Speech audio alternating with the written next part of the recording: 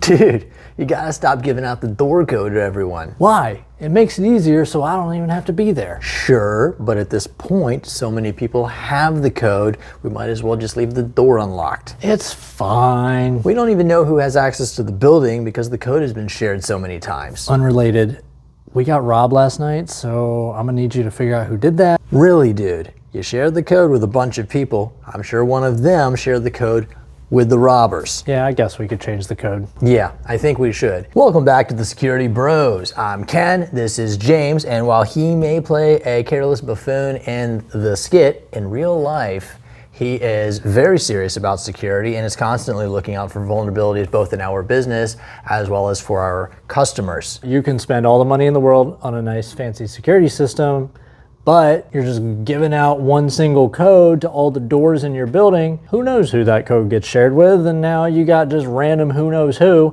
coming into your building. I've seen it, he's seen it. Don't be that guy. We've run into this a bunch of times where people give out PIN codes to just anybody. When you just share that code widely with anyone, that ends up getting shared and shared and shared, and then now you just kind of have uncontrolled access. The solution to this is not doing it, I know, radical, but assign unique PIN codes to everyone who should have access to the building. That way you can audit who has access, and if you need to remove access, you're doing it from one person instead of everybody. It's also so easy to manage unique codes. The payoff of it is so high, why not just go ahead and take advantage of that? Another one we see a lot is doors that are just left unlocked or propped open doors. It's the most impenetrable lock on the market today. It has only one design flaw.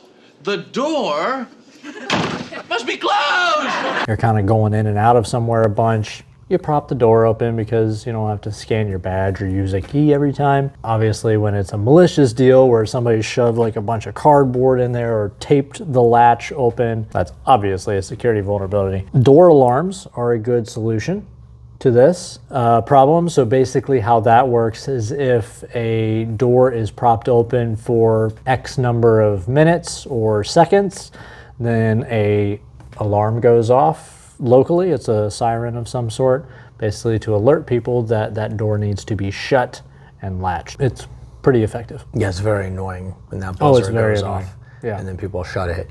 And with those, you have, at least the ones that we've used, we have two options.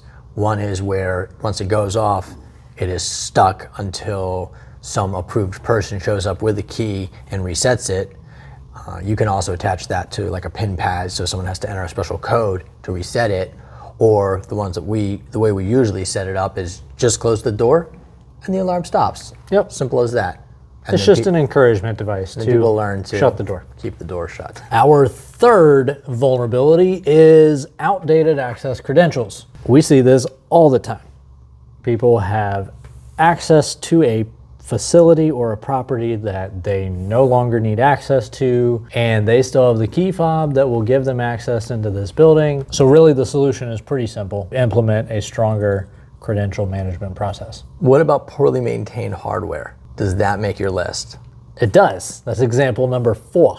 These are broken locks, cameras, alarm sensors. You know, routine maintenance maybe would have caught, you know, a damaged lock or a dirty camera. Maintenance isn't fun. It's not sexy. It's, you know, it's boring. And a lot of times we just push it off. We don't really think about it, but it's important. Regular maintenance schedules or inspections of your security systems can save you a lot of hassle down the line, because in most cases, people rarely need a security system. An access control system, yeah, you probably use that every day, so you know, you would know if something stopped working pretty fast.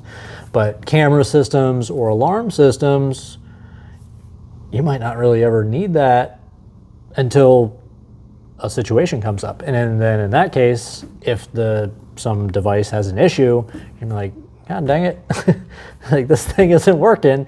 How long has this thing not been working for? That happens quite often, where a customer will invest in let's say a CCTV system or an alarm system, and then Years go by, it's not maintained, nobody ever inspects it to make sure that the cameras are still recording and that they're clean, or that the alarm sensors or the alarm system itself is even on. You need the system to be active and working all the time so that it's good to go for that one time you need it. And so it's easy to forget about it, and then that one time happens and it's sleeping or it's dead or it's off. So you paid all this money to have it, and then it wasn't maintained, and then it wasn't able to do its job the one time it was needed. With a lot of the newer systems, there's, you can set up alerts. So if something goes wrong with the system, you're notified. With the systems that we use, if a camera hasn't recorded in a specific amount of time, we get an alert so that we can go in and check to make sure that everything is A-OK. Yeah, well, speaking of notifications, a client called today. I directed him on his computer to go see the real-time monitoring, where in real time you can see everything that's happening, like who's scanning into what door. And he was like, I'm not seeing anything on the screen. No one's scanning anywhere. And so I said, can you just send me a snapshot of what you're looking at? Because this isn't cloud-based, so I can't see what he sees. He sends me the picture, and I see the screen, and I say, well, that is because every single one of your 29 doors is offline. Oh boy. And he's like, well, that is something we send a technician out for. If it was cloud-based, we would have been on top of that a long time ago. Example number 5, weak cybersecurity measures. Weak cybersecurity really grinds Ken's gears. You gotta get that cybersecurity all in ship shape, man. Yeah, you don't want to walk around with weakness in your cyber. Unsecured Wi-Fi networks or servers, these can lead to a whole host of issues that you just don't even want to deal with. I'm not going to go into too much detail because I'm not a cybersecurity expert, but it is important and it's worth your time. Well, this is probably running long. We can probably skip one of these last two. What do you think's better? Lack of employee training or overlooked exterior vulnerabilities? Exterior vulnerabilities. You think that one's better to skip or better to hit? Better to hit it. Let's hit it. Number 6. Can you guess what number 6 would be?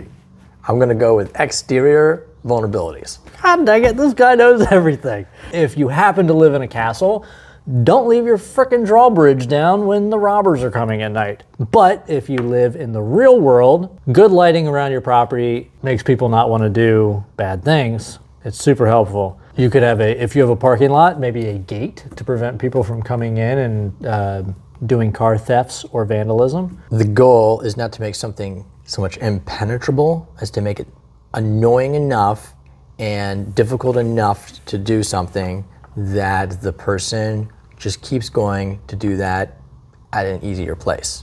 So if you make it harder enough to get into the parking lot to do something, or if you make it well lit enough, they'll just go pick a different parking lot that's not well lit, that's also easy to get to.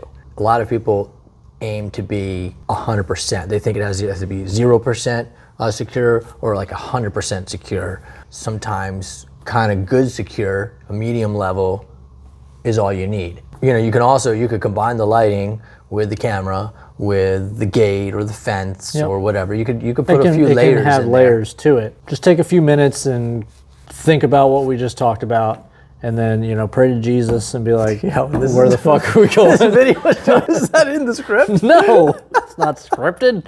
I did not give a solution for the exterior vulnerabilities. Didn't we talk about the bright lighting and the fence and that sort of thing? We did. It's been a day. I got tons more examples, but that's all I'm giving you today. And if you enjoyed this video, like it so we know, and share it so your friends know. Bye.